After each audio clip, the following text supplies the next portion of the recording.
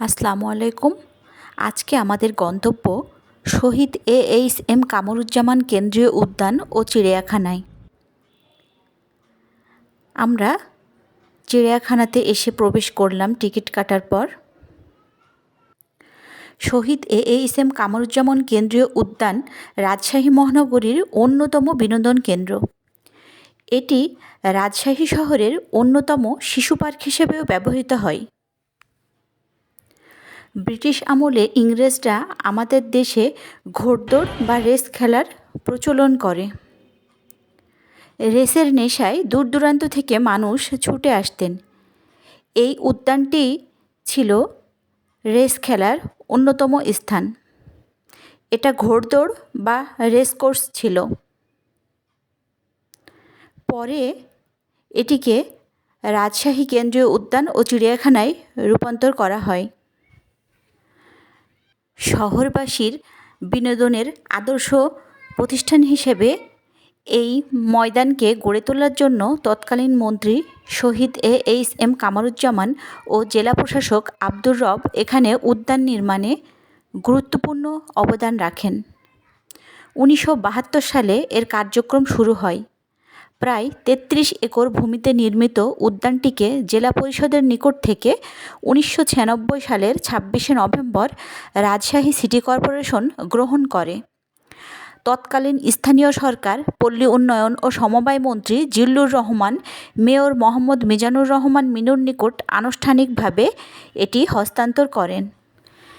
বর্তমানে এই চিড়িয়াখানা থেকে সমস্ত পশু পাখি অন্যত্র স্থানান্তর করা হয়েছে, কারণ এটি এখন পুনর্নির্মাণের কাজ চলছে। এজন্য পশু পাখির এই পোর্শনটাতে পুরোপুরি ফাঁকা রয়েছে। শুধু এই যে হরিণ রাখার জায়গাটিতে হরিণ রাখা হয়েছে। ওই যে দেখুন, দূর থেকে হরিণগুলা দেখা যাচ্ছে। চারিদিকে কাঁটাতারের বেড়া দিয়ে ঘিরে রাখা হয়েছে, যার কারণে কাছে যেয়ে এই হরিণ দেখা সম্ভব নয়।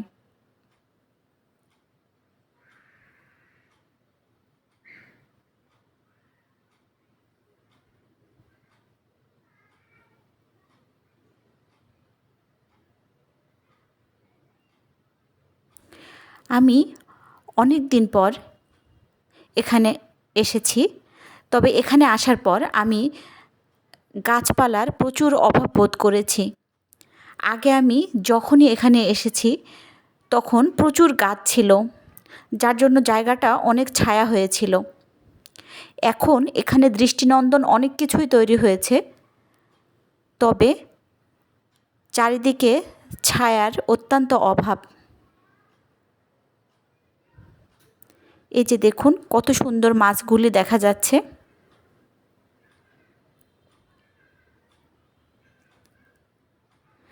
লেকটিকেও আরও পরিষ্কার পরিচ্ছন্ন করা হয়েছে এবং সুসজ্জিত করা হয়েছে।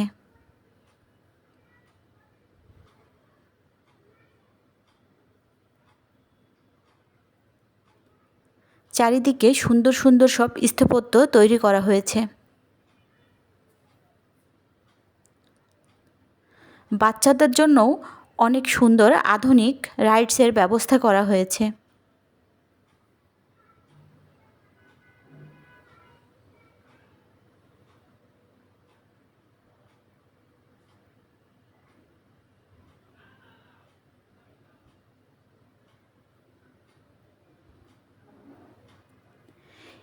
এটি মূলত এখন শিশুদের বিনোদনের জন্যই বেশি ভালো হয়েছে।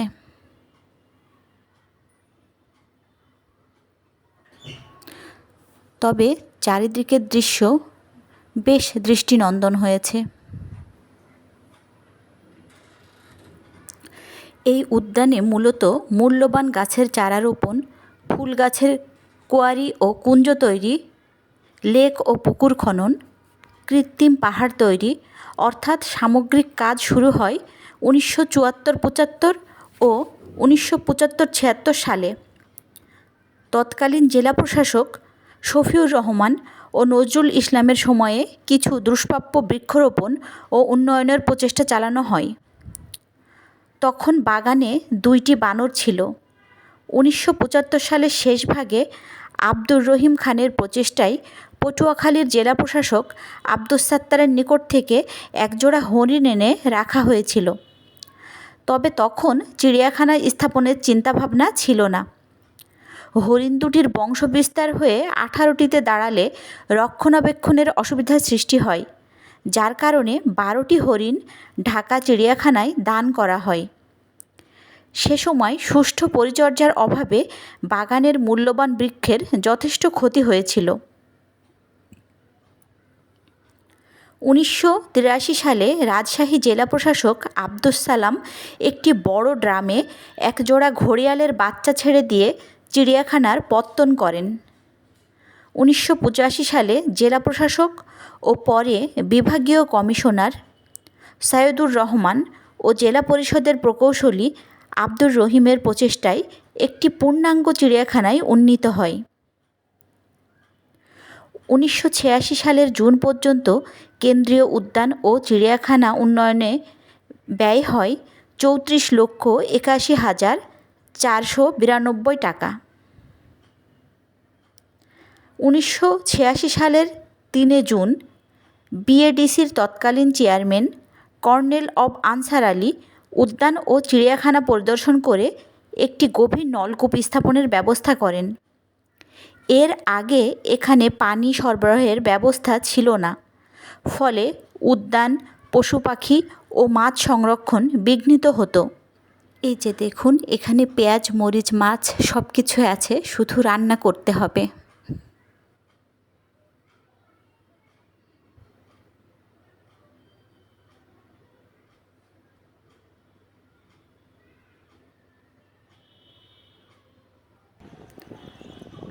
চারিদিকটা ঘুরে দেখতে কিন্তু অনেক ভালো লাগছে। শুধু যেগুলো জায়গায় গাছপালা নেই, অনেক রোদ, সেগুলো জায়গাতে একটু কষ্ট হচ্ছে। যেহেতু এখন গরমের সময়, এমনিতেই রাজশাহী শহরে প্রচণ্ড গরম, এজন্য আপনারা এখন যদি এখানে বেড়াতে আসেন তাহলে অবশ্যই বিকেলবেলা আসবেন।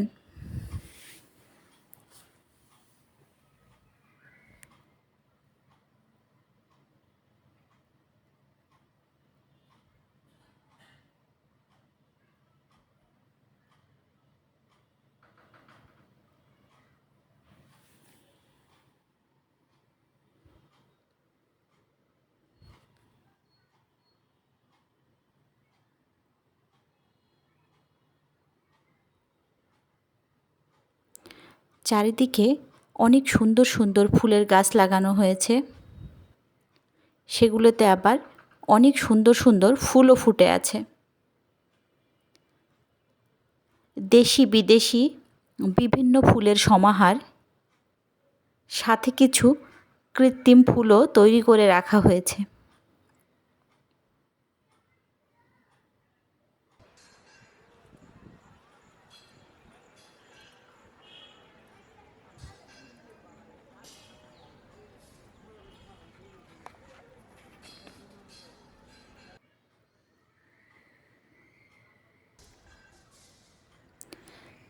এই যে ছাউনি দেওয়া ছোট্ট পুকুরের মতো, এই পুকুরে আগে কুমির রাখা হতো, কিন্তু বর্তমানে এখানে কোনো কুমির নেই। আমরা কিছু হাঁস এবং পাখি রাখা দেখলাম।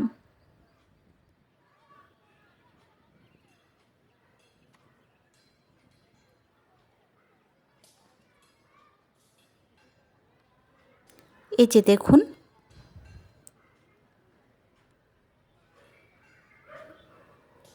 বিভিন্ন সুন্দর পাখি, কবুতর এবং হাঁস রাখা হয়েছে।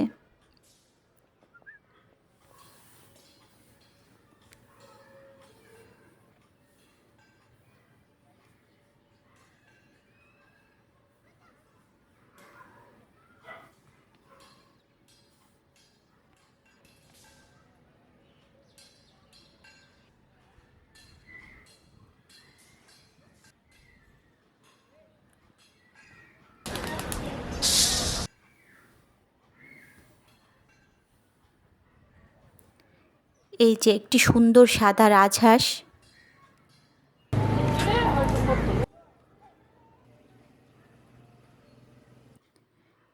এরপর আমরা হাঁটতে হাঁটতে সামনের দিকে এগিয়ে গেলাম। হাঁটতে হাঁটতে ক্লান্ত হয়ে আমার মেয়ে এবং তার বাবা গাছের নিচে বসে পড়ল। এই তোমরা দুইজন কি করছো? টাকা আলোচনা হচ্ছে। আমি বলছি যে অনেক চিন্তা ভাবনা করে টাকাটা দিব না। তুমি আম্মির কাছে টাকা ধার করেছো? আম্মি তুমি টাকা দিয়ে কি করবে? আমি ক্লে দিয়ে এবং তার সাথে একটা ক্লে কিনবো। আচ্ছা চিড়িয়াখানায় ঘুরতে এসে ক্লে? হ্যাঁ আচ্ছা ঠিক আছে, অনেক ক্রাফট করি। চলো। এরপর আমরা আবারও সামনে হাঁটা শুরু করলাম।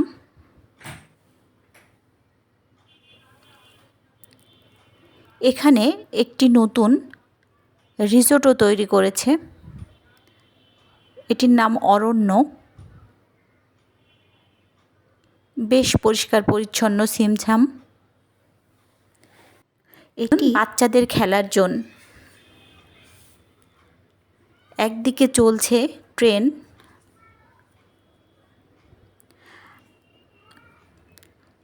আর একদিকে বাচ্চারা সোয়ান বোর্ড এনজয় করছে।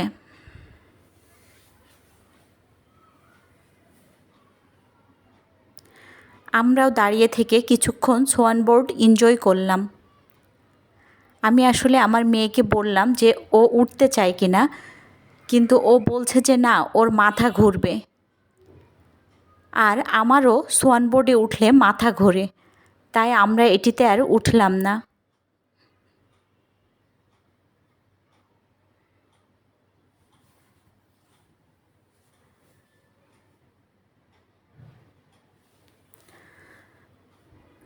বাচ্চাদের খেলাধুলা কিছুক্ষণ দেখার পর আমরা চিড়িয়াখানা থেকে বের হয়ে যাওয়ার উদ্দেশ্যে রওনা হয়ে গেলাম। চারিদিকের সুন্দর দৃশ্য দেখতে দেখতে আমরা সামনের দিকে এগিয়ে গেলাম।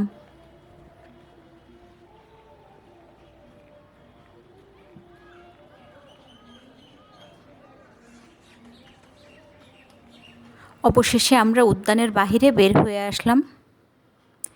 এখানে বাহিরে দেখেন বিভিন্ন সুন্দর সুন্দর খেলনা নিয়ে বসে আছে সবাই। তো আমরা কিছু কেনাকাটা করার চেষ্টা করলাম।